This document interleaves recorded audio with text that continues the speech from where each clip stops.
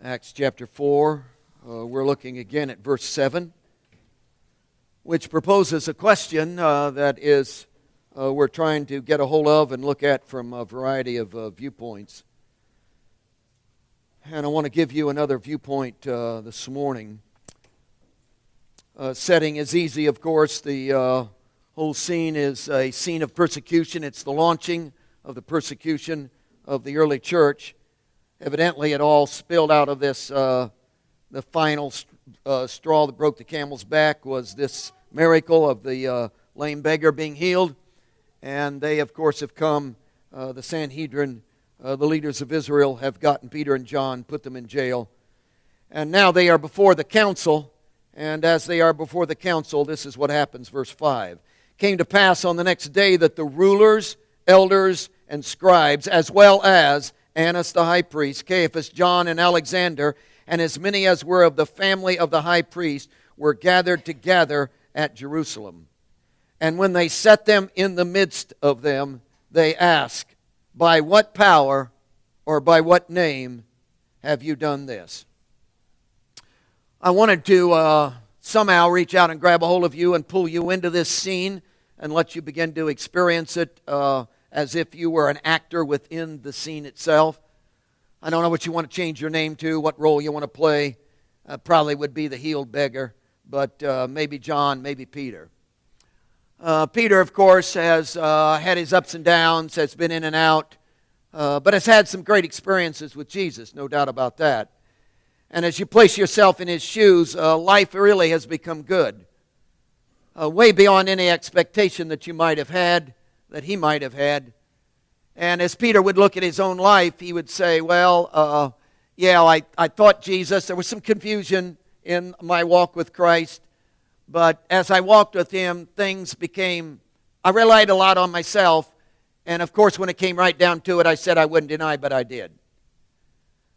But the marvelous thing out of all of that was that there was a forgiveness that took place in that denial that I never thought possible. And as I experienced that forgiveness, it was like, this is dangerous to say, like the denial was a good thing. It wasn't. Sin is never good. But somehow, Jesus was so redemptive in denial of my own life that by the time he got done with it, our relationship was better than it would have been if I hadn't done it. I don't know what you do with that. How God can take all my sin and just embrace it in such a redemptive way that by the time he gets done with it, I have an intimacy with him that actually is somehow tied into that I would never have had. And it was if by the time he got done forgiving me, he had not necessarily forgotten about it, although that probably is true, but he didn't hold it against me, and it was as if I had never done it in his eyes, and he embraced me in a whole deeper and new way in my sin. And when you walk out of that kind of experience, you have to end up saying, hey, life is good, folks. Life is good. Because when I'm at my worst, somehow he has pulled me to be at my best, and it's all in the intimacy of his presence. And how do you explain any of that? I don't know. But it was wonderful. And then, of course, life became better yet in the resurrection power of his presence. And we spent 40 days and 40 nights with him. We got so intimate with him and shared with him, and he was so alive. And by the time we got done with the 40 days and 40 nights of interaction with his resurrected presence, it was, whoa, it was if, hey, there was absolutely no doubt.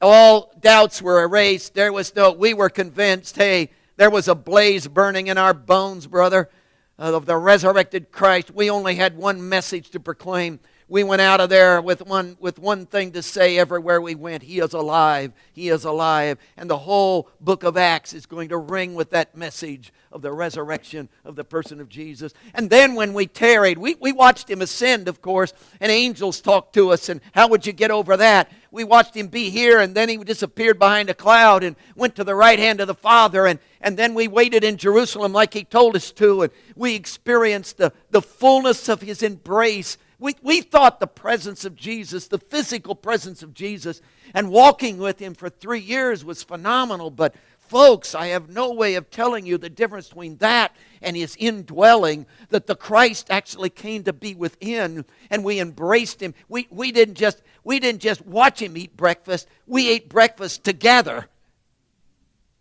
I mean, together. I mean, when I chewed, He chewed, kind of thing. I mean, how do you explain any of that? See, that's so far beyond having a companion with you, to have one within you.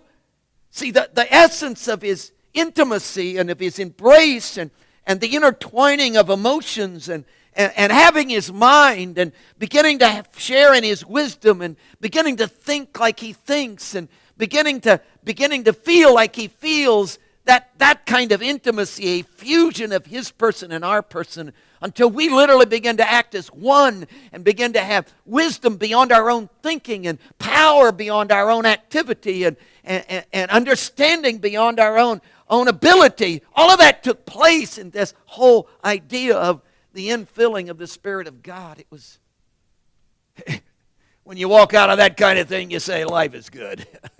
Life is real good. I mean, whoa, how could it get any better?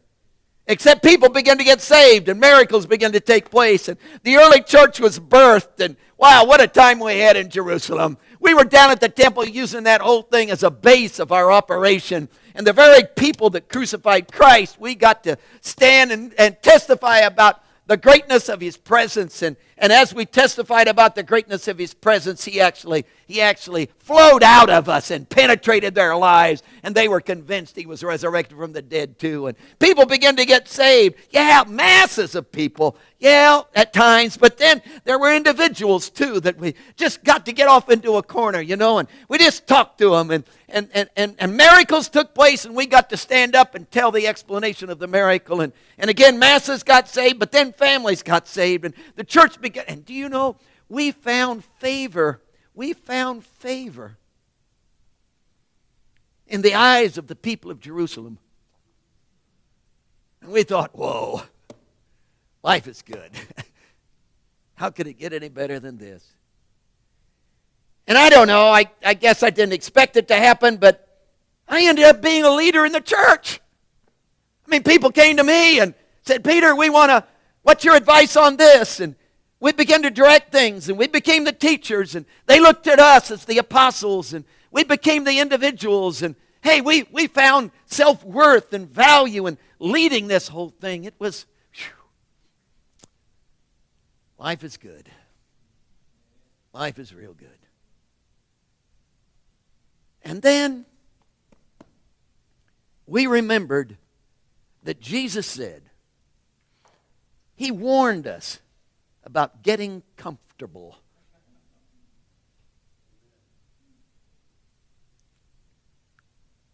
Don't get comfortable. He warned us about it. Don't get comfortable. In fact, we didn't understand what He was talking about. He warned us about persecution. There was that phenomenal day when He took us all aside and He said, listen, things are getting so hectic and there's so much to do and so many needs and so many people around and the crowds are getting so big, I can't handle all this. Well, this is way beyond one man, and I got to have help. And He reached down inside of Himself and grabbed a hold of the power He contained within and transferred it to us. And we began to experience some of the miraculous miracle power of God flowing through us. And He was going to send us out to duplicate His ministry. And we were elated about that we were going to get to, we weren't just going to be bouncers down at the meetings now. We were going to be, whoa. We were going to actually be the ones who were participating in the actual ministry itself. And we were headed out, brother, but before we left, He said, wait. And He began to instruct us. And about half of the instruction He gave us was this warning about persecution. He said stuff like, and you will be hated by all for my name's sake. We didn't get that because we weren't hated. We were loved. And before He got done, He was saying things like, it is enough for a disciple that he be like his teacher, and a servant that he be like his master. If they call the master of the household Beelzebub, how much more will they call those of his household? And I know Jesus had persecution, and we experienced some of that with him, but back in the back of our mind, we always figured, man, if he'd just play his cards right, this wouldn't happen. You know, if he just wouldn't go where they are kind of stuff, if he just wouldn't pester them, if he just wouldn't, but hey, it was what it was, and we figured we could handle it better, and we went out and did all of these miracles, and there was no persecution. Hey, they loved us. We were on the Today program. Dr. Phil interviewed us. It was great, man. We never did get what he told us about. The whole idea of persecution didn't ring with us. But he wouldn't get off of that stuff, you know. There were the whole Sermon on the Mount thing, the Beatitude stuff.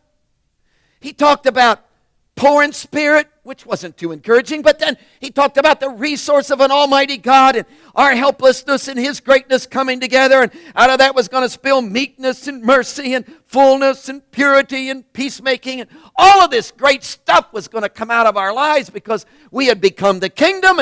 And then he ended the whole thing up with the last beatitude, and you'd have thought the last beatitude would have kicked us into, whoa, you get to go to heaven and streets of gold will be yours. You would have thought that. And the last beatitude was about persecution. And he had the nerve not to talk to us about persecution. He had the nerve to say, rejoice and be exceeding glad. Like we were supposed to be happy about it. And that didn't make any sense at all.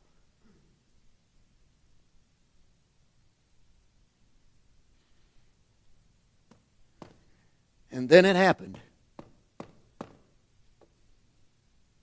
Right here. We're drug in. Sanhedrin is breathing down our neck.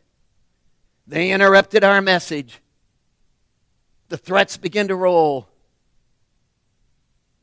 And the same feel that we got when they were after Jesus to kill him is the same feeling we got when we were in their presence.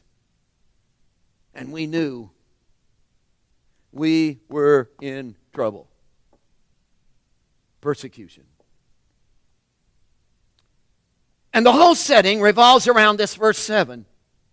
And when they had set them in the midst, they said, by what power or by what name have you done this? And I want to try to walk you through this and build on this concept. Break this concept down for you. Let's begin with the idea of attitude. There is a definite attitude about the concept, about the whole deal of persecution. I want you to see it. It says, when they set them in the midst, they ask. Now, when they set them in the midst is a participle clause, which obviously modifies and gets content. And the main subject is in verse 7, they, and the main verb is ask. So they ask. And they, what's the content of they? Obviously the ones who set them in the midst. So this group, the Sanhedrin, who's the 71 most powerful men in Israel, have drugged these guys in, set them right in the midst. You remember it's in kind of a horseshoe-shaped thing, and they're all staring at the disciples, the Peter and John, who were in the middle of this thing, along with the healed beggar, and they're all staring at them, and they're right in the middle of that. That's the group that we're talking about, and that's the group that ask. Now, the word ask is really interesting because it's a word that basically has the idea, well, if you go to the root word, it has the idea to question. And it basically is limited to data and information. In other words, it's the idea of, I really don't care about you. I'm really not interested in the details of whatever you got to say. All I want is data and information. For instance, it's like saying, oh, what time is it? See, there's no emotion in that. Normally, there would be no emotion in that question. It's just, I'm seeking some information. I'm seeking some data.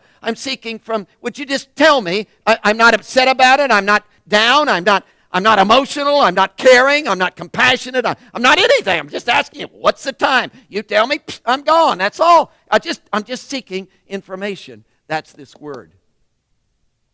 So this word has the connotation of just data and information. And it's in the imperfect tense.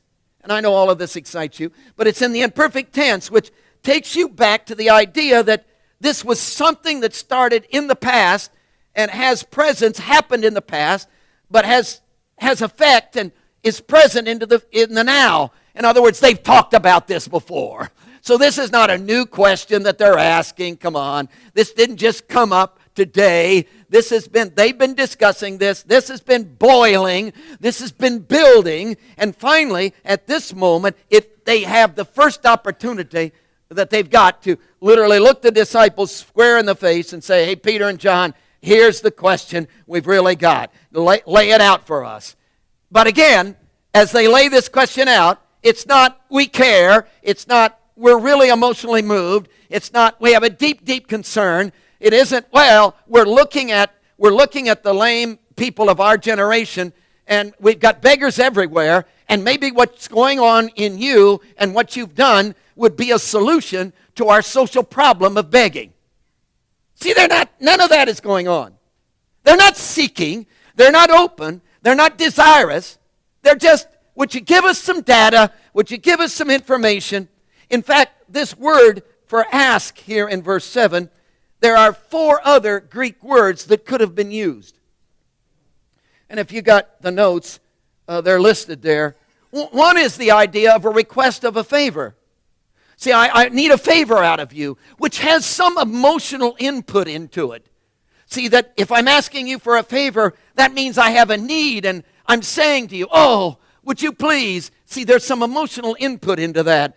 The second Greek word that could have been used is a demand for something deserved or earned. It's the idea of, well, I earned this. I deserve this, and you should give it to me, which again has some kind of an emotional involvement in it. The third word is the idea of searching for something that's hidden or that's lost, which again has some kind of emotional input into it. I've lost something, and would you help me find it? Where is it? I gotta have it. I need it right. That has some kind of emotional input into it. In fact, the fourth Greek word is the idea of an urgent need, which again immediately tells you there's some kind of an emotional involvement in that. But this word, void of the emotion, no compassion, no, oh, I really want to know, not I'm seeking, I'm searching, not could this be the answer for the need of our hour? Could this be the new step that I need to take for my life? None of that is going on. See, it's plateaued. It's no compassion, no emotion, no feeling, no. See, this is the group that's denied all supernatural activity. This is the group, the Sanhedrin, the Sadducees, that have looked back on the Old Testament and said, hey, we deny all the miracles of the Old Testament. They're all done and could be done by human explanation. It's all out of the human will. Discipline yourself. Get your act together. There's no afterlife. There's no resurrection. There's no angels. That's this group. See, this group is self-sufficient. This group has no concern. This group is all wrapped up in themselves. This group has only one focus. And folks, this group has built a religion without the cross. There's no bleeding and suffering and dying in them. There's no compassion. They have built a religion without compassion. And I want to propose to you, the minute you build a religion without compassion, you've got persecution on your hands.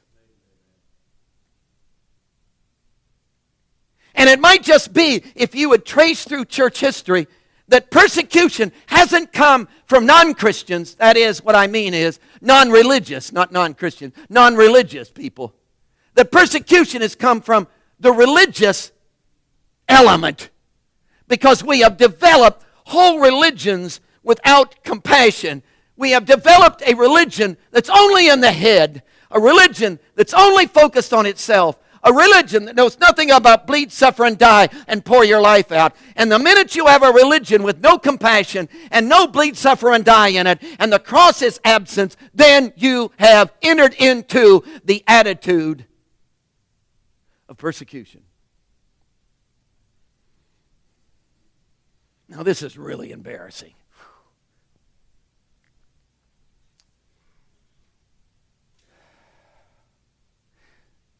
See, when you ask me to define persecution, I define persecution as, well, I took a stand for Jesus down at my job and they fired me. Oh, I'm being persecuted.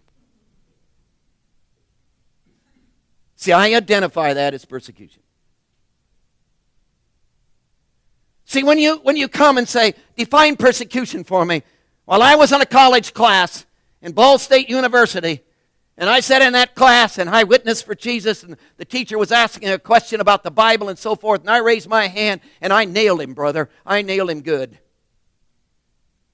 And I made the teacher, a PhD, look absolutely foolish.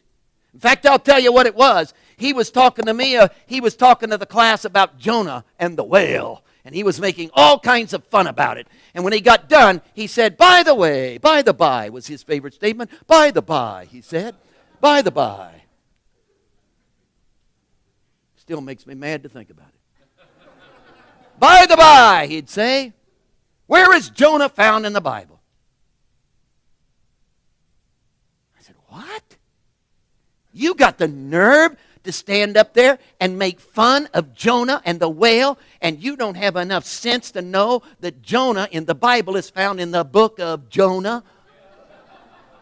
You idiot! Keep your mouth shut about what you don't know about. I was persecuted.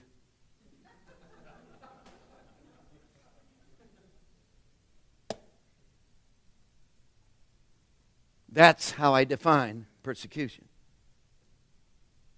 But what if you get rid of the attitude? What if you get rid of the persecution word? And what if I go after in my life the attitude?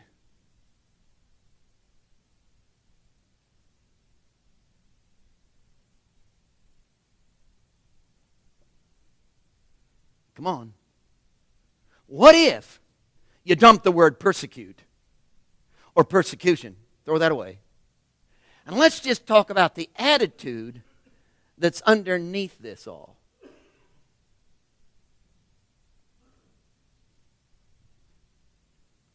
And the attitude is a religion without compassion, a religion without the cross, a religion without bleed, suffering, and dying. That's the attitude. Jesus talked about it.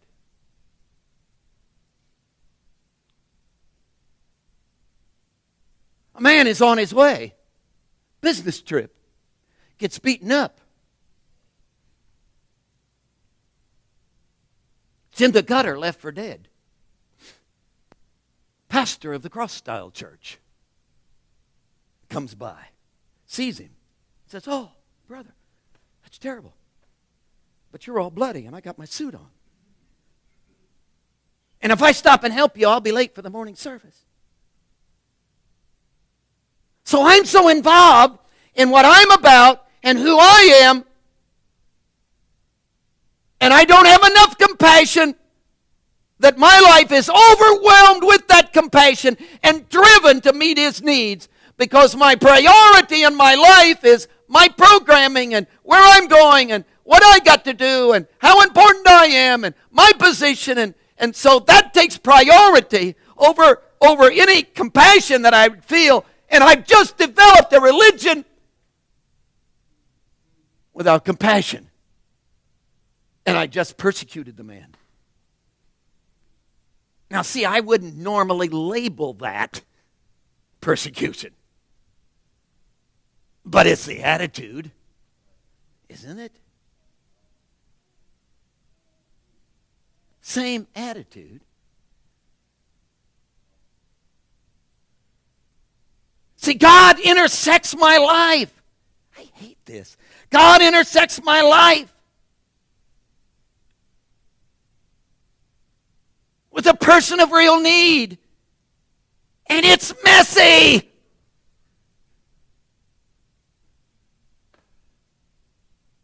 Because ministry is messy. And I don't want mess. So what do? I avoid them. Because I am more interested in my status and my structure and my orderliness than I am in their messiness. Which immediately says, I've just persecuted them. Because it's the attitude. It's a religion without compassion. It's a religion without the cross. It's a religion that has removed the bleed, suffer, and die. And how can I get involved? It's a religion that uses its religiousness for itself. And after all, I'm interested in my eternal destiny, and I'm interested in going to heaven, and I'm interested in how big my mansion will be, and I'm interested in how wonderful my chandelier and big screen TV and how many angels I'll have serving me. I'm interested in that, but I'm not interested in you. And I've just developed a religion without compassion, a religion without the cross, a religion without the bleed, suffer, and die. And I've just persecuted them. So, am I a persecutor?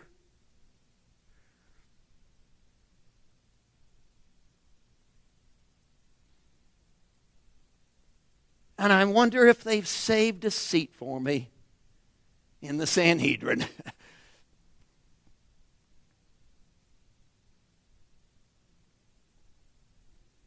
Because I have their attitude.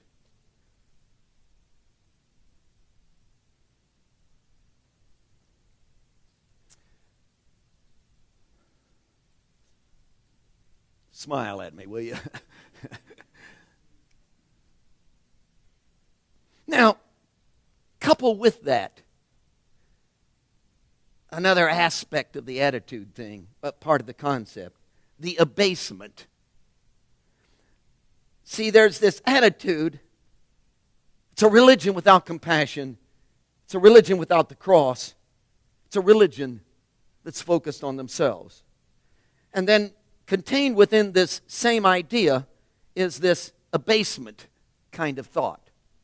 And we dealt with this last Sunday as well. I mentioned this, and it was a part of the study, but here it is again. You'll note the question is this: by what power or by what name have you done this? And the Greek word that's translated you there in the question, by what power or by what name have you done this, is actually the last word in the Greek text in the question. In other words, it's the last word in the question. And Vincent's word study says the reason for that is because they were using it as an abasement term. They were using it as a belittling, a demeaning idea. And that you could literally read the question something like this: by what power or by what name have people like you done this? In other words, the Sanhedrin is looking down on them. But then why shouldn't they? Come on. These disciples are Galileans. And we've described them. I mean, they have comic books in their pocket. That's what they read. They're not, these guys are, the Sanhedrin are PhDs. They go to the opera. These guys listen to country and western music.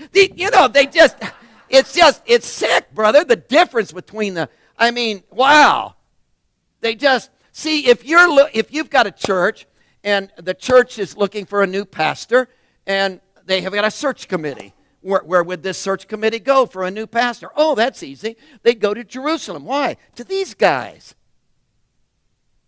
Because you want a pastor that's sharp, that's got it all together, that's got a PhD in church growth. You want a pastor who's effective in speaking. Teenagers love him. Senior adults go ape over him. Kids adore him. He's about 35 and he's had 40 years of experience. That's the kind of pastor you want.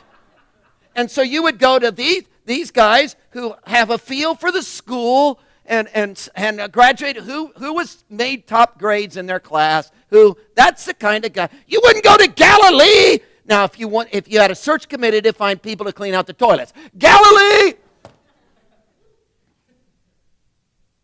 Galilee. These guys. See, these guys, Peter and John, are qualified to clean out the toilets. So they're asking, by what power or by what name have you people? And of course, that's verified as you move in, and I can hardly wait to get to this study in verse 13. When they saw the boldness of Peter and John and perceived they were uneducated and untrained men, they marveled. You boys you don't have it. You're not. So see, all the way through, the attitude that they have towards these guys is an attitude of abasement, belittling, demeaning, downplaying.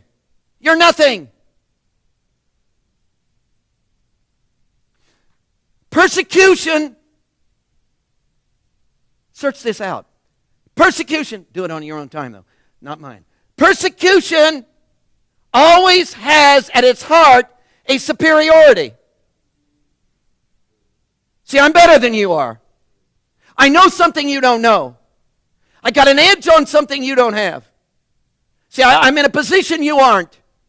I have insights you don't have. And because I'm smarter than you are, because I have an edge on you, because I'm higher than you are, because I'm superior to you, because I'm better looking than you, because I have more money than you, because I have position that you don't have, I persecute you. So persecution at the heart of the attitude is always an attitude of superiority. But where does superiority come from? Folks, superiority comes from, I've developed a religion that's removed the cross. I've developed a religion that has no compassion. I've developed a religion that doesn't have bleed, suffer, and die in the middle of it. And the minute you remove the cross from your religion, lo and behold, you develop a superiority that lords it over and dominates and has the persecution.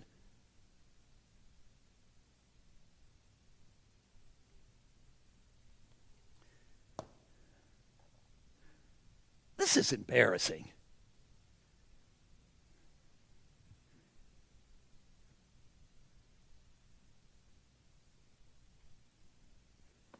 Jesus talked about it, told stories about it. There was this guy on a business trip, got all beat up, left for dead, left in the gutter. The pastor of Cross Style Church drove by in white lightning.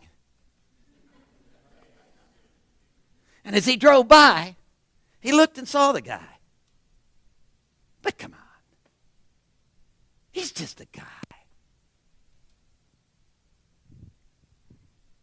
I bet he's homeless.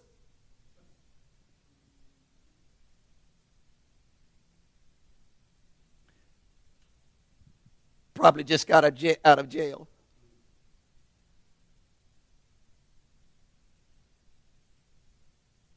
Wonder what he did.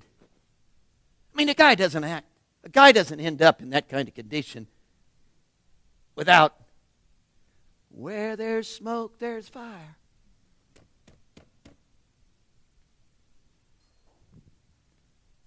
I'm pastor of Cross Style Church. Got my own parking spot. It's called handicap.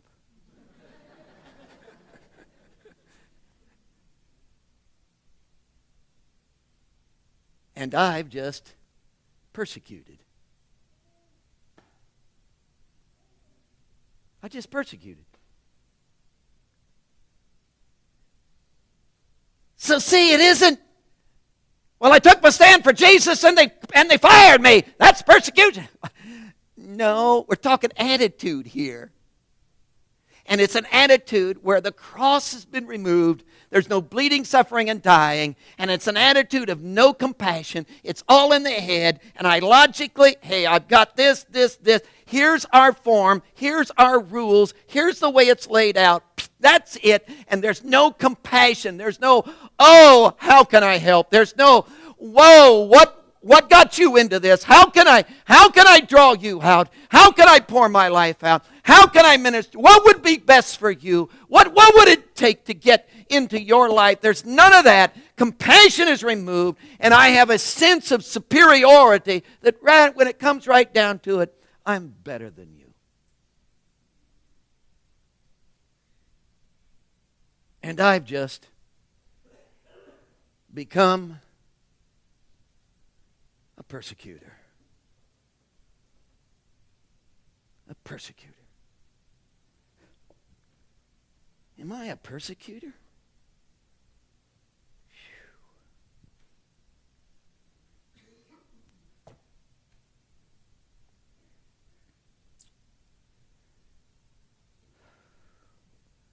Well, there's two more of these. I don't know if I can take it or not.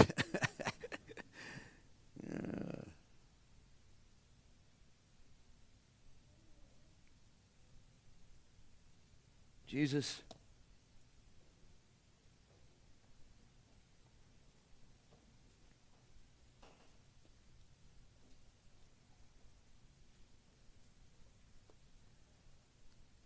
a religion without the cross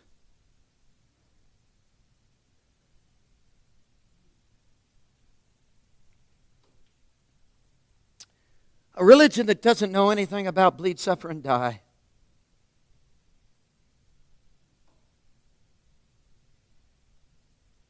A religion that doesn't cry out in my inner soul, how can I meet your need? How can I help you?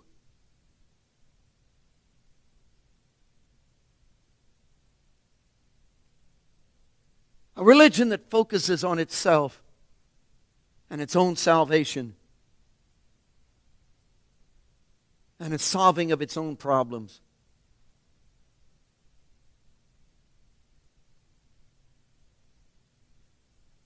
And then it's interesting, God, that wasn't just the Sanhedrin, that was the disciples. So this isn't about guys with PhDs, they have it, and guys who don't have PhDs don't have it. Because Peter and John had this same feeling. When they walked with Jesus, that's where the denial came from. Peter was so superior. He could handle it. He had developed a religion that was without the cross. He got in your face and told you would never go to one. He wanted a religion without bleeding, suffering, and dying.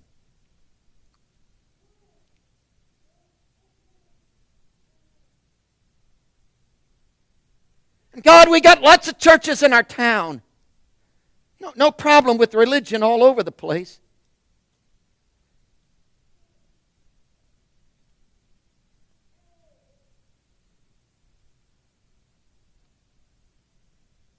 And we're not here to criticize any other church. We're here to say, oh God, what do you want from my life? And would you forgive me when I've driven down the road and saw my brother beaten and stripped naked and left for dead in the gutter? And I was so wrapped up in my structure, my program, where I'm going, what I'm doing, that I developed a religion without compassion, without the cross, without the bleed, suffer, and die. And how easy it is, oh God, to do that in our own family, with our own loved ones. And I don't know how to stay out of that except to say, oh Jesus, would you break me?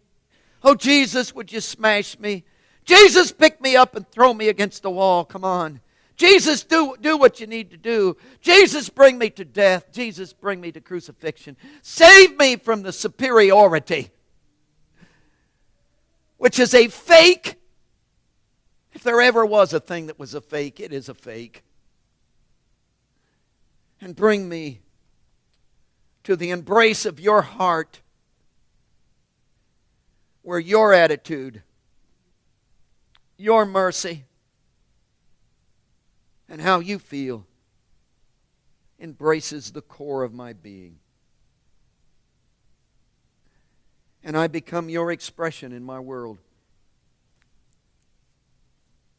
Help me to live a life of compassion and care.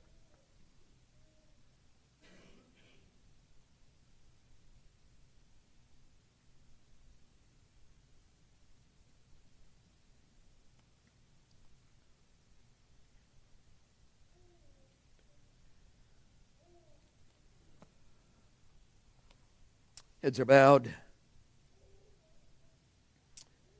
Are you a persecutor?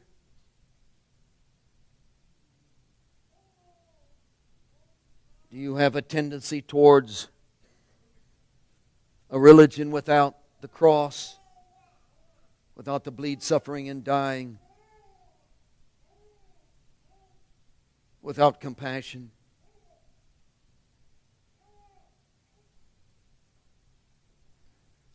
Do you have to make yourself be merciful because you know it's right? Or is it the instinctive care of your heart? Do you see the multitudes and it whelms up within you? As it did with Jesus, He had compassion on them because He saw them. He actually saw them. And it broke His heart. Oh God, give me a broken heart.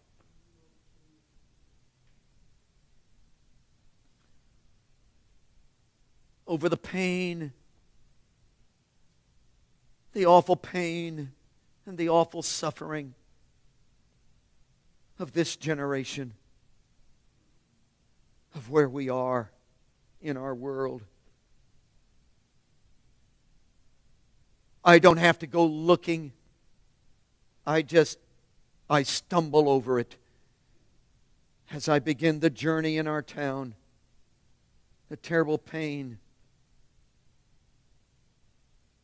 And Lord, I've often said, well, they made their bed, let them lie in it. It's their own fault. But have I developed a religion without compassion, without bleed, suffering, and dying, without your cross? Break me again, I pray Thee today, with what breaks your heart.